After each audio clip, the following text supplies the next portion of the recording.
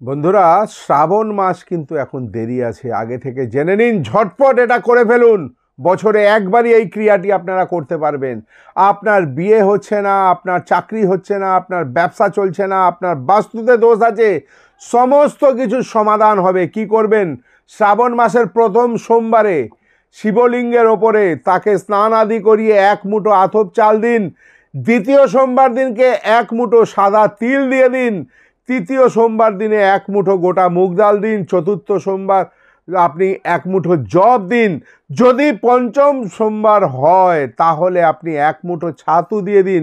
প্রত্যেকটা সোমবার দিনকে এই ক্রিয়াটি করার আগে শিবলিঙ্গকে স্নান আদি করাবেন, করিয়ে আপনার একটি মাত্র মনস্কামনা জানাবেন। আপনি দেখবেন আপনি সেই মনস্কামনা সম্পূর্ণ করতে পারছেন। ভালো থাকবেন, সুস্থ থাকবেন। হর হর মহাদেব।